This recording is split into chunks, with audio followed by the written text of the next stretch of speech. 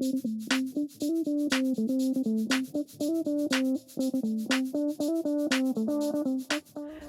pagi, selamat datang di Ibadah Bahasa Indonesia Gereja ICA Surabaya. Kami senang sekali Anda bergabung dengan kami di pagi hari ini. Baiklah, sebelum kita mulai ibadah pagi ini, berikut adalah informasi penting untuk Anda ketahui. Bagi setiap member Gereja ICA, rapat tahunan khusus bagi para member ICA akan diadakan melalui Zoom pada tanggal 24 April pukul 6.15 malam. Untuk pertanyaan lebih lanjut, Anda dapat mengirimkan email ke inquire@icasby.com. ICA Youth kembali mengadakan FNL, yaitu Ibadah Remaja ICA setiap hari Jumat, mulai tanggal 22 April minggu depan. FNL dilaksanakan setiap Jumat pukul 18.30 di ICA East dan ICA West. Cek Instagram @ICA-Youth-SBY untuk mendapatkan informasi lebih lanjut. Mari merayakan Paskah bersama di ICA. Siapkan hati dan izinkan Tuhan menyatakan dirinya bagi kita semua.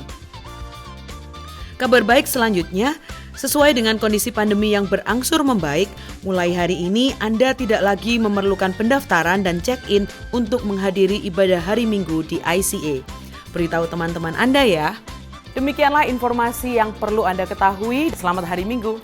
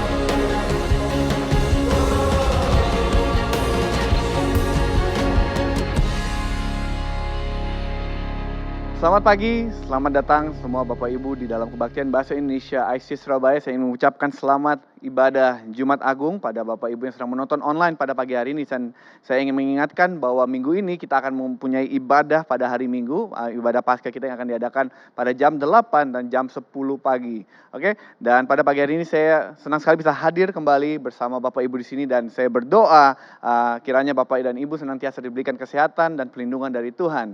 Dan pada pagi hari ini kita akan melanjutkan seri khotbah kita yang telah kita lakukan untuk menuju Paskah, di mana kita tengah memilah apa yang Yesus maksudkan di dalam Yohanes 14 ayat 6, di mana dia berkata bahwa akulah jalan, kebenaran, dan hidup. Dan pada minggu lalu kita telah belajar tentang bagaimana Yesus adalah jalan dan pintu satu-satunya menuju Allah. Dan bagaimana seharusnya kita sebagai orang percaya, sebagai orang Kristen, hidup dengan kebenaran ini. Dan hari ini kita akan mempelajari apa yang Yesus maksudkan ketika ia berkata bahwa akulah kebenaran. Kami yakin ini adalah sesuatu yang sangat penting untuk dapat kita pahami. Apalagi kita tengah hidup di masa di mana sekarang kebenaran itu telah menjadi sesuatu yang subjektif dan tidak tentu. Ini kebenaran adalah sesuatu yang personal, di mana setiap orang merasa bahwa mereka mempunyai hak untuk menentukan kebenaran dalam hidup mereka. Dan karena itulah kami merasa ini sangat penting bagi kita semua untuk dapat mengetahui bahwa Yesuslah kebenaran itu. Dan bagi pengikut Kristus, dialah satu-satunya jalan menuju kebenaran itu. Akan tetapi, sebelum kita mulai, seperti biasa saya ingin mengundang Bapak Ibu untuk tundukkan kepala dan mari kita berdoa bersama. Bapa kami surga, kami mengucap syukur Tuhan atas kesempatan yang telah Kau berikan pada kami pada pagi hari ini Tuhan. Untuk dapat hadir dan beribadah bersama, meskipun ini melalui online, kami tahu bahwa Romo hadir di tengah-tengah kami Bapa. Dan kami ingin mengundang Roh Kudus untuk datang dan bantu kami untuk menerima, memahami Tuhan hal-hal yang Engkau ingin kami terima Tuhan. Dan kami mengucap syukur sekali lagi Tuhan atas perkenanan dan kesempatan telah Kau berikan kepada kami. Dan kiranya ibadah pada pagi hari ini, khotbah pada pagi hari ini bisa mengubahkan hidup kami Tuhan. Kami serahkan sisa dari ibadah ini dalam tangan-Mu. Dalam nama Yesus Kristus kami berdoa dan mengucap syukur. Haleluya. Amin. Amin. Bagaimana bisa saudara mungkin menghadap ke kiri kanan, lihat mungkin teman-teman saudara, mungkin suami, istri saudara, dan katakan, saya siap menerima firman Tuhan pada pagi hari ini. Dan sebelum saya melanjutkan khotbah pada pagi hari ini, saya ingin memulai dengan sebuah pertanyaan yang saya ingin tanyakan kepada saudara. Ya, dan pertanyaan itu adalah, apa itu kebenaran? Nah, dan saya ingin melanjutkan pertanyaannya dengan menanyakan bahwa apa yang menjadi kebenaran di dalam hidup kita sekarang. Saya percaya ini adalah sesuatu hal yang sangat penting untuk kita tanyakan pada setiap kita pada hari ini. Saya percaya ini adalah sebuah pertanyaan yang penting untuk dapat kita jawab, karena saya yakin apa yang kita anggap kebenaran itu akan menuntun jalan kita. Kebenaran itu adalah hal yang menentukan arah hidup kita. Ini adalah hal yang menentukan bagaimana kita bersikap, bagaimana kita berlaku, dan ini adalah hal yang menentukan tujuan dari hidup kita. Ini adalah pertanyaan yang sangat penting untuk kita tanyakan sebagai orang percaya, apalagi kita sekarang hidup di zaman yang kian tidak jelas ini. Kita tengah berada di zaman di mana mungkin dengan kemajuan teknologi yang luar biasa yang membantu mempercepat penyebaran informasi, mungkin membantu kita untuk menerima informasi dengan sangat mudah. Saya yakin banyak dari saudara sekarang kalau mempunyai pertanyaan, hal pertama yang akan kita lakukan adalah untuk pergi ke dalam Google dan bertanya pertanyaan tersebut. Banyak dari anak-anak muda sekarang bisa mendapatkan informasi mereka dari TikTok, dari Instagram, bahkan dari Twitter, Facebook. Ya, informasi sekarang adalah hal yang sangat mudah untuk kita capai.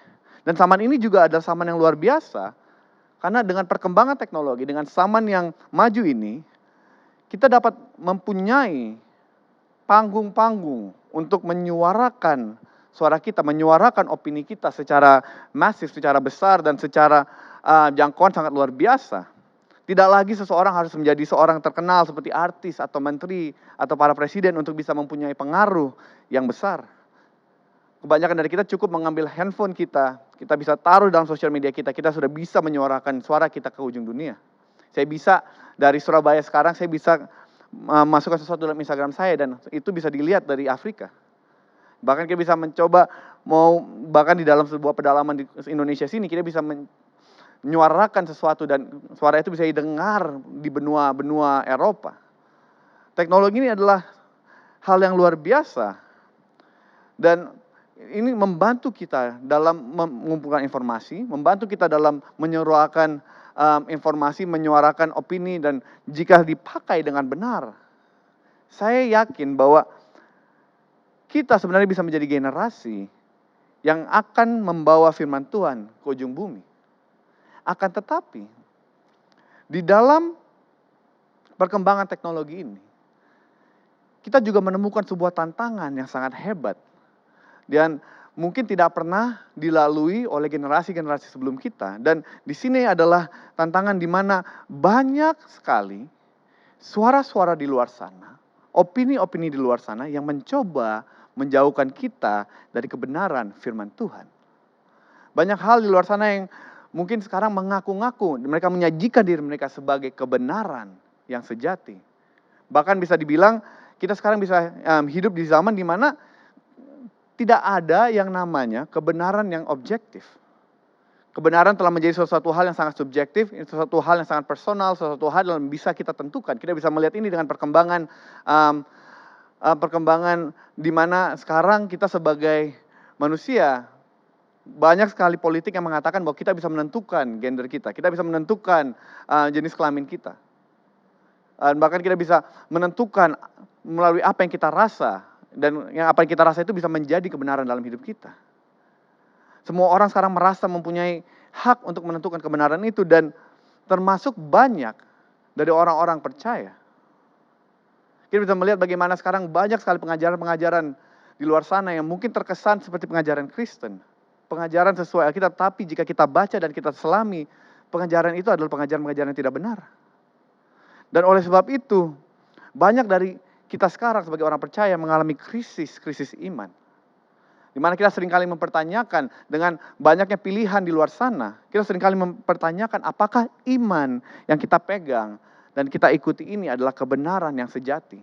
Saya yakin banyak dari kita sini yang mungkin pernah melontarkan pertanyaan-pertanyaan seperti ini. Dan saya ingin bilang, ini adalah sesuatu yang mungkin bisa dibilang sangat normal. Dan saya yakin, saya seringkali bilang, bahwa justru ketika kita mulai mempertanyakan apakah iman kita benar itu kita mulai menganggap serius apa yang kita percaya ini. Dan saya yakin mempertanyakan sesuatu itu tidak buruk. Akan tetapi sekarang karena banyaknya pilihan, banyaknya hal-hal yang mengaku seperti kebenaran, mereka mengaku-ngaku menjadikan diri mereka seperti kebenaran. Akan banyak dari kita yang mengalami krisis dalam iman kita ini. Mungkin ada hari di mana saudara-saudara di sini yang sedang tengah mengalami kesusahan karena saudara memilih untuk melakukan sesuatu sesuai dengan apa yang Alkitab ajarkan. Mungkin di dalam bisnis saudara, saudara memilih untuk melakukan hal sesuai dengan benar. Saudara tidak meliciki partner bisnis saudara, saudara tidak meliciki konsumer saudara. Tapi karena saudara memilih untuk mengikuti firman ini, sekarang saudara berada dalam sebuah kesusahan. Mungkin ada hari-hari di mana saudara merasa saudara dikucilkan. Ketika teman-teman saudara bukan orang percaya, saudara adalah orang yang setia dengan Kristus. Tetapi karena kesetiaan saudara ini dalam mengikuti Kristus, saudara dikucilkan. Mungkin akan memimpin saudara, membuat saudara untuk mempertanyakan, apakah iman yang saudara pegang ini adalah iman yang benar? Kenapa jika iman ini benar, kenapa saya dikucilkan? Kenapa jika saya melakukan hal-hal benar, kenapa sekarang saya susah? Mungkin ada hari-hari di mana saudara melihat orang-orang di luar sana yang tidak percaya Tuhan mendapatkan kesuksesan yang saudara inginkan, mendapatkan kesuksesan yang saudara sudah berdoa untuk dapatkan. Akan tetapi saudara tidak mendapatkan hal itu. Dan seringkali hal-hal ini akan membuat kita mempertanyakan, apakah kebenaran yang kita ikuti ini adalah kebenaran yang benar-benar pantas untuk kita perjuangkan. Dan jika itu adalah saudara pada pagi hari ini, saya ingin mengajak saudara untuk masuk ke dalam kitab Lukas 23 ayat 39 dan Yohanes 20 ayat 19. Di mana kita bisa melihat bahkan orang-orang yang dekat dengan Kristus, murid-murid Yesus, dan juga beberapa orang pada zaman Yesus hidup itu, sudah sering kali menanyakan pertanyaan-pertanyaan seperti ini. Di mana di dalam Lukas 23 ayat 39 Alkitab berkata bahwa seseorang dari penjahat yang digantung itu menghujat dia dan katanya, bukankah engkau adalah Kristus? Selamatkanlah dirimu dan selamatkanlah kami. Di sini kita bisa melihat bagaimana ada seseorang penjahat yang dihukum bersama Yesus di Golgota. Dan di dalam ketika mereka dihukum itu, penjahat ini bertanya kepada Yesus, jika engkau Tuhan, jika engkau Kristus, buktikanlah dengan menyelamatkan kami. Dia mempertanyakannya itu karena dia meragukan apakah Yesus ini benar-benar penyelamat yang datang untuk menyelamatkan kita semua. Dan kita bisa melihat di dalam Yohanes 20 ayat 19 bagaimana ketika Yesus disalibkan, ketika dia mati dan dia sudah dikubur, murid-murid Yesus lari ketakutan. Ada yang pulang dan kembali ke kehidupan lama mereka, dan banyak dari mereka juga yang bersembunyi karena mereka takut untuk ditangkap. Di di pasal 20 ayat 19 berkata, ketika hari sudah malam, pada hari pertama minggu itu, berkumpullah murid-murid Yesus di satu tempat dengan pintu-pintu yang terkunci karena mereka takut kepada orang-orang Yahudi. Dan pada waktu itulah datanglah Yesus dan berdiri di tengah-tengah mereka dan berkata, damai sejahtera bagimu. Murid-murid Yesus yang telah mungkin menyempatkan diri untuk hidup dan tinggal dekat bersama Kristus selama 3 tahun dalam pelayanannya. Orang-orang yang telah melihat Yesus melakukan banyak-banyak mujizat. Dan orang-orang sama itu adalah orang-orang yang lari ketakutan ketika Yesus disalibkan. Dan saya yakin banyak dari mereka pada saat itu yang melontarkan pertanyaan yang sama. Mereka menanyakan apakah Yesus itu penyelamat yang sejati. Mereka akan bertanya apakah yang telah Yesus ajarkan kepada mereka adalah kebenaran yang pantas untuk mereka pegang dan ikuti. Apakah iman yang mereka punya di dalam Yesus ini adalah iman kebenaran yang sesungguhnya. Karena pada saat itu mereka telah berada dalam posisi di mana guru yang mereka ikuti, kebenaran yang mereka ikuti, sudah tidak ada lagi. Yesus telah mati di kayu salib. Dan ini sebelum Yesus bangkit lagi. Dan di tengah-tengah mereka menunggu kebangkitan itu, mereka saya yakin pasti akan mempunyai pertanyaan-pertanyaan seperti ini. Dan karena inilah saya yakin dan saya percaya, jika perkataan yang Yesus berikan di dalam Yohanes 14 ayat 6 ini sangatlah penting untuk dapat kita pahami. Di mana di Yohanes 14 ini, Yesus memberikan sebuah pernyataan ketika dia memberitahukan murid-muridnya tentang kepergian dia yang akan segera terjadi. Dan di malam di mana dia akan dikhianati oleh muridnya, Yesus memberikan sebuah pernyataan yang ditunjukkan untuk menghibur dan menyemangati murid-muridnya. Dan dia berkata bahwa akulah jalan dan kebenaran hidup. Tidak ada seorang pun yang datang kepada Bapa kalau tidak melalui aku. Di dalam Yohanes 14 ayat 6 ini kita bisa lihat bagaimana Yesus memberikan sebuah jaminan kepada murid-muridnya bahwa hanya dialah jalan dan kebenaran dan hidup yang sejati. Hanya dialah jalan menuju Bapa di surga. Ini diberikan Yesus kepada murid-muridnya sebelum mereka harus mengalami pencobaan-pencobaan yang hebat. Sekali lagi ini diberikan kepada mereka sebelum Yesus ditangkap dan akhirnya akan disalibkan dan dikubur. Right? Ini diberikan kepada mereka sebelum mereka harus mengalami ketakutan-ketakutan dan masalah-masalah itu. Dan di dalam apa yang Yesus berikan ini terdapat sebuah pengingat dan juga sebuah dorongan agar muridnya tetap setia kepadanya. Meskipun mereka akan dihadapkan dengan pencobaan-pencobaan yang hebat, dengan pilihan-pilihan yang sukar. Yesus mau murid-muridnya untuk tetap mengingat ini bahwa Yesuslah jalan dan kebenaran dan hidup agar mereka dapat setia kepadanya. Dan dia juga memberitahukan kepada murid-muridnya bahwa dia akan pergi untuk menyiapkan tempat bagi mereka di surga. Sebuah pernyataan yang kita tahu bukan hanya diucapkan, tetapi juga akan menjadi pernyataan yang ia genapi saat dia mati di kayu salib. Sesuatu yang akan kita ingat dan akan kita rayakan pada hari ini dan pada minggu ini. Kita akan merayakan bagaimana Yesus telah mati di kayu salib dan dia bangkit kembali di antara orang mati. Penyataan itu digenapi di mana Tuhan yang datang menjadi manusia, mati di kayu salib untuk setiap dari kita, dan dia bangkit dan kalahkan maut untuk membebaskan kita dari belenggu dosa dan membukakan jalan agar kita bisa pulang kepada Bapa di surga. Dan hari yang kita rayakan pada hari ini adalah hari di mana Yesus membuktikan bahwa dialah jalan dan kebenaran dan hidup yang sejati. Pernyataan yang Yesus berikan di Yohanes 14 ayat 6 bukan hanya sesuatu yang dia ucapkan. Dan kita ketahui karena kita tengah merayakannya pada minggu ini, itu adalah sesuatu yang telah ia genapi saat dia mati di kayu salib. Dan pada pagi hari ini saya ingin bertanya kepada saudara, apa dasar dari kebenaran dalam hidup kita pada hari ini? Karena sekali lagi, kita telah hidup di mana dunia memberikan banyak pilihan.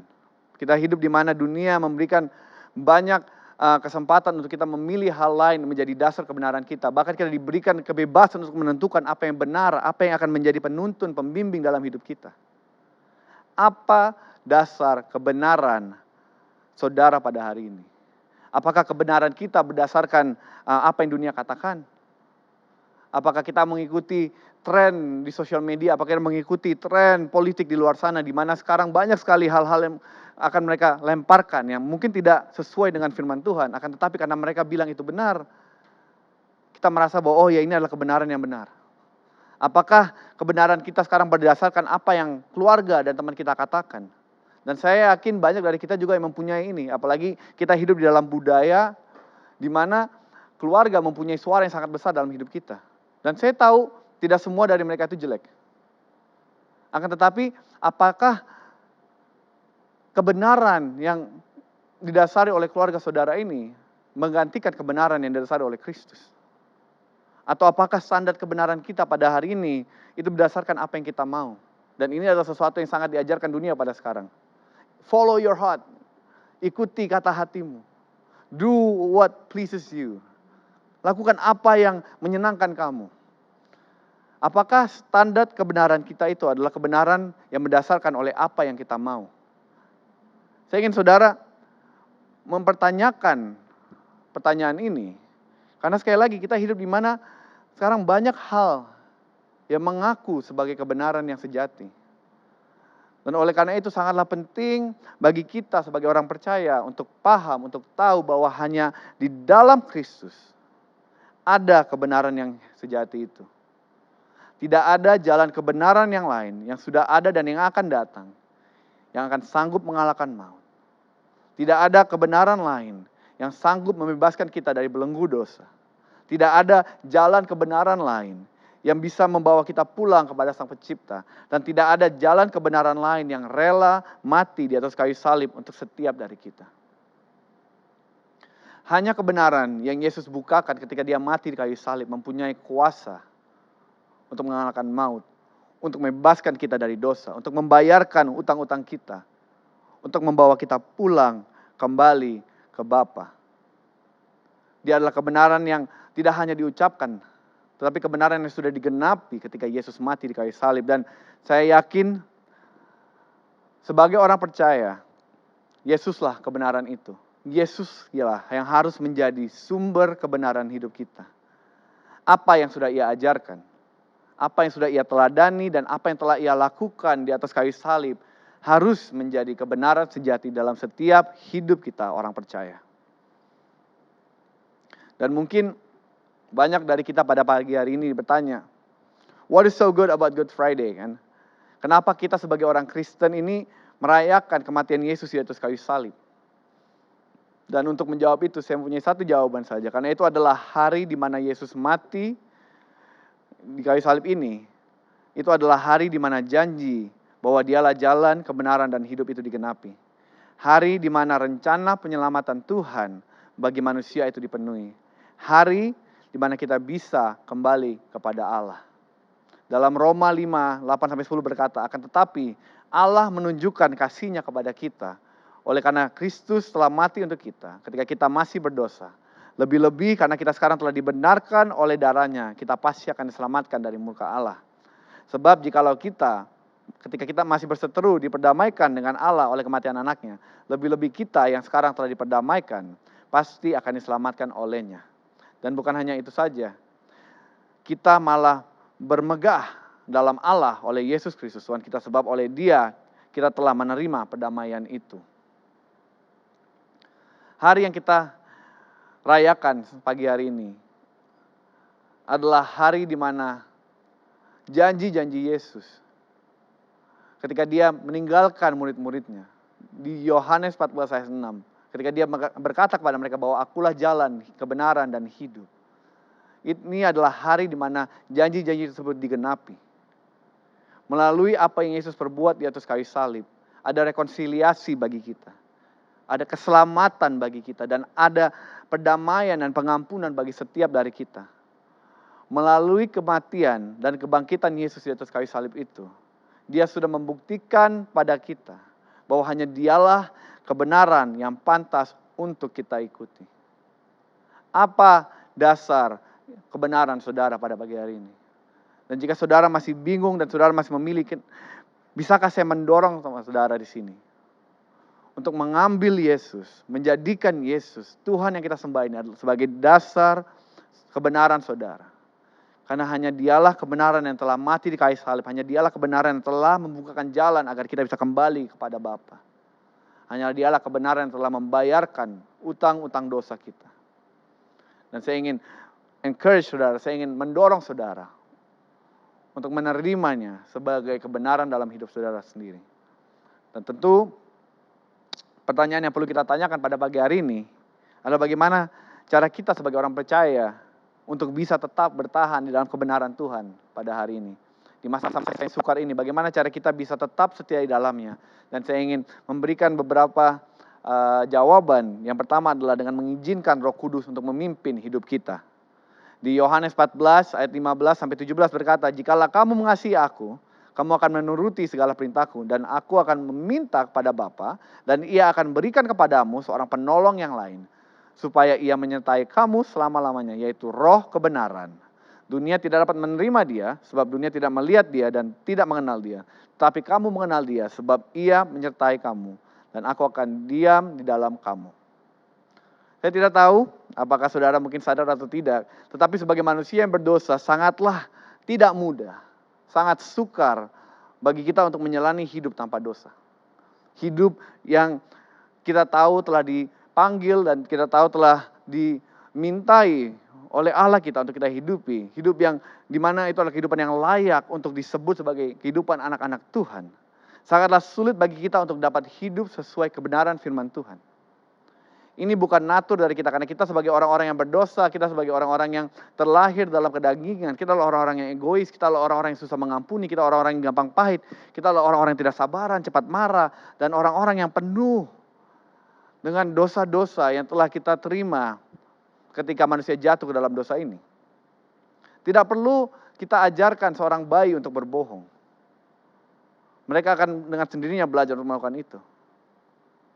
Mungkin banyak dari kita sini juga yang merasa ketika kita mencoba untuk mengubah sebuah kebiasaan buruk, itu adalah hal yang sangat susah untuk kita lakukan. Dan karena kita tahu bahwa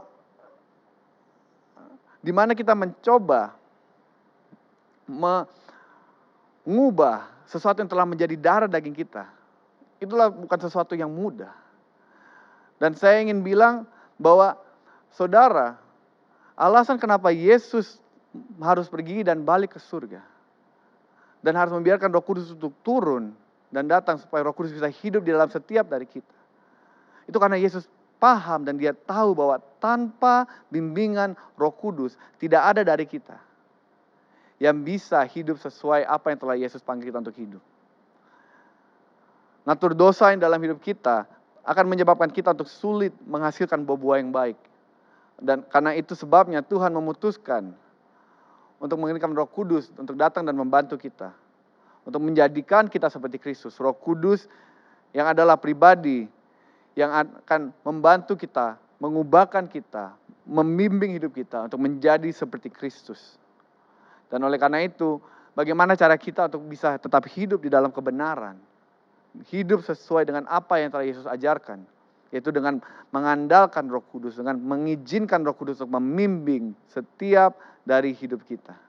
Yang kedua, yaitu kita harus belajar untuk mengarahkan pandangan kita kepada Yesus. Di Ibrani 12 ayat 2 berkata, marilah kita lakukan dengan mata yang tertuju kepada Yesus, yang memimpin kita dalam iman dan membawa iman kita itu kepada kesempurnaan. Dengan mengabadikan kehinaan, tekun memikul salib ganti sukacita yang dia sediakan bagi dia, yang sekarang duduk di sebelah kanan tahta Allah. Salah satu cara kita untuk bisa tetap setia di dalam kebenaran Tuhan, yaitu dengan mengarahkan pandangan kita kepada Yesus. Seringkali banyak dari kita orang percaya yang terlalu mengandalkan diri sendiri.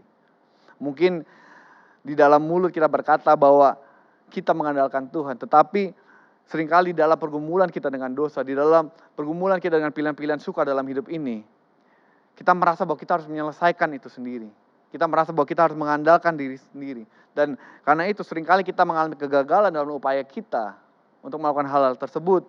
Dan karena kegagalan ini seringkali kita terjebak di dalam sebuah siklus yang tidak akan ada habisnya. Dan ini adalah sesuatu yang benar. Mungkin jika saudara ingin mengubahkan sebuah kebiasaan buruk dalam hidup saudara, karena saudara gagal, saudara akan kembali lagi ke titik awal. Dan itu akan menjadi sebuah siklus yang diulang-ulang terus, ya. Dimana kita akan terjebak dalam kegagalan kita akan mulai putus asa, dan kita akan mulai merasa kita tidak akan sanggup berubah. Di Ibrani 12 ayat 2 berkata, dan ayat ini mengajarkan kepada kita, cara untuk kita bisa hidup terlepas dari dosa, yaitu dengan mengarahkan mata kita kepada Yesus. Mengejar hadiratnya dalam kehidupan kita. Belajar dari apa yang telah diajarkan. Dan belajar untuk berserah kepadanya. Dia adalah Allah yang memberikan keselamatan bagi kita. Dan dia jugalah Allah yang akan membawa iman kita ke dalam kesempurnaan. Hanya ketika kita menyerahkan hidup kita kepadanya. Hanya ketika kita mengizinkan Roh Kudus untuk mengendalikan hidup kita, iman kita akan disempurnakan. Ketika kita mengandalkan diri kita akan dihadapkan dengan keputusasaan dan ketidakmampuan. Karena memang sekali lagi kita adalah manusia yang penuh dosa. Kita tidak akan sanggup melepaskan diri kita dari belenggu-belenggu dosa ini. Akan tetapi ketika kita fokus dan kita mengarahkan pandangan kita kepada Yesus dan kita mengejar Tuhan, Roh-Nya akan mengubahkan kita. Orang-orang percaya yang setia untuk mengejar Tuhan, saya percaya pasti akan diubahkan untuk menjadi lebih serupa dengannya. Bagaimana cara kita untuk tetap setia di dalam hidup kita, dalam kebenaran kita? Yaitu dengan kita mengarahkan pandangan kita kepada Yesus. Dan sekali lagi pada hari ini, Di ibadah Jumat Agung ini saya ingin bertanya kepada saudara, apa dasar kebenaran saudara itu? Kebenaran apakah yang saudara izinkan untuk memimpin hidup saudara? Dan sekali lagi saya ingin memberitahukan kepada saudara bahwa hanya kebenaran yang dibukakan oleh Yesus, kebenaran yang dibawa dan diajarkan oleh Yesus, kebenaran yang telah digenapi ketika Yesus mati di kayu salib adalah kebenaran yang sejati. Sudahkah saudara mengenal Yesus? Dan pada pagi hari ini saya ingin mengundang saudara, jika saudara pada pagi hari ini belum mengenal Tuhan, atau mungkin saudara telah mengenal Dia sebelumnya, tapi karena sesuatu yang terjadi dalam hidup saudara, saudara sekarang menjauh dari Dia. Izinkan saya untuk berdoa kepada setiap dari saudara untuk menerima pimpinan Yesus dalam hidup saudara. Mari kita berdoa bersama. Puji syukur kami tinggalkan kepadamu Tuhan. Di mana pada pagi hari ini Tuhan, meskipun kami beribadah melalui online, kami percaya bahwa Roh-Mu masih bekerja, Roh-Mu masih dapat mengubahkan setiap dari kehidupan kami Tuhan. Dan pada pagi hari ini Tuhan, saya ingin berdoa untuk saudara-saudara kami Tuhan, yang ada di sini, yang mungkin pada saat ini belum mengenal Engkau Bapa. Atau mungkin ada dari beberapa dari kami Tuhan yang telah menjauh dari Engkau. Dan pada pagi hari ini Tuhan, kami ingin membuat sebuah keputusan, kami ingin melakukan sebuah proklamasi Tuhan, untuk menjadikan Engkau sebagai Tuhan satu-satunya di dalam hidup kami Tuhan. Dimana mulai pada pagi hari ini Tuhan, Engkau akan menjadi dasar dari kebenaran-kebenaran kami Bapa.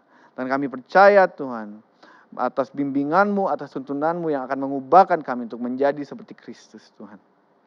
Kami serahkan hidup-hidup kami Bapa di dalam tangan-Mu Tuhan. Dalam nama Yesus Kristus kami berdoa dan mengucap syukur. Haleluya. Amin, amin, amin. Congratulations buat teman-teman yang pada pagi hari ini sudah memutuskan untuk mengikuti Kristus dan menjadikan Yesus sebagai Tuhan dalam kehidupan saudara. Dan pada pagi hari ini kita akan mengakhiri kebaktian pada pagi hari ini dengan merayakan komuni.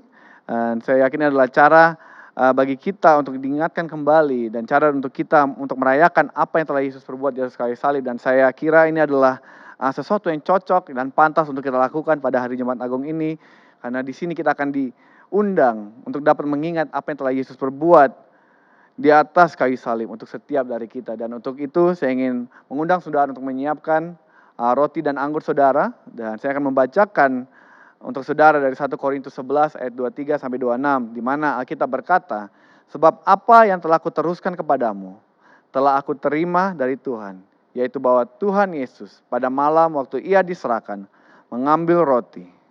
Dan sesudah itu Ia mengucapkan syukur atasnya, dan Ia memecahkannya dan berkata, inilah tubuhku yang diserahkan bagi kamu, perbuatlah ini menjadi peringatan akan aku. Mari kita angkat roti tangan kanan kita, dan mari kita makan bersama.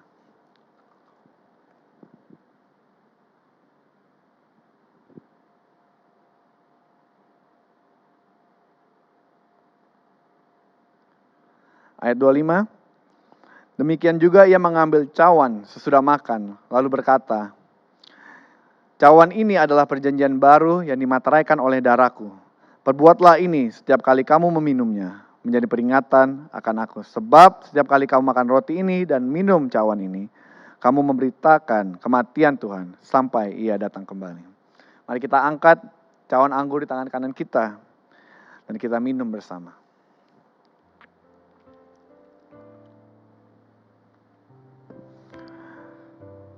Terima kasih Tuhan atas perkenanan yang telah Engkau berikan pada kami pada pagi hari ini Tuhan, di mana dengan perjamuan kudus ini Tuhan, kiranya kami dapat diingatkan kembali Tuhan atas apa yang telah Engkau perbuat untuk setiap dari kami. Orang-orang yang penuh dosa, orang-orang yang tidak layak Tuhan, orang-orang yang tidak pantas, akan tetapi orang-orang yang Engkau kasihi Tuhan, bahwa Engkau rela untuk mati di atas kayu salib Tuhan. Engkau mati dengan siksaan, Engkau mati dengan keji Tuhan, untuk membayarkan setiap dari kesalahan kami Bapa. Dan pada pagi hari ini kami mengucap syukur Tuhan, karena kiranya ketika kami mengingat ini Tuhan, kami diingatkan kembali Tuhan atas besarnya kasih yang Kau miliki untuk setiap dari kami. Dan kami bersyukur atas segala sesuatu yang telah Kau perbuat buat kami Tuhan. Dan kami ingin mengucap syukur Bapa atas kasih yang tidak pantas kami terima Bapa. Dan kami berdoa kiranya Dengan kami diingatkan kembali Tuhan, kami bisa memulai hidup kami sesuai dengan apa yang telah Engkau panggil kami untuk hidupi. Sertai kami Tuhan, jalanlah dengan kami Tuhan, jadilah nakoda dalam hidup kami Tuhan. Dan kami ingin serahkan hidup kami dalam tangan-Mu Bapa. Pimpin kami. Kiranya sekali lagi setelah kami akan menutup ibadah ini Tuhan, biarkan Roh-Mu hadir dan tuntun sisa dari hidup kami Bapa. Dan dalam nama Yesus Kristus kami berdoa dan mengucap syukur. Haleluya. Amin. Amin. Amin. Terima kasih Bapak Ibu yang sudah hadir di ibadah online ICA Surabaya. Jangan lupa pada hari Minggu kami akan punya ibadah kebangkitan pada jam 8 pagi dan jam 10 pagi. Dan kami ingin undang saudara-saudara yang bisa hadir di sana untuk datang bersama. Sampai jumpa. Kami senang Anda bergabung dengan ibadah ICA hari ini. Selamat berakhir pekan dan sampai jumpa minggu depan. Tuhan berkati Anda dan keluarga. Mari merayakan Paskah bersama di ICA. Siapkan hati dan izinkan Tuhan menyatakan dirinya bagi kita semua.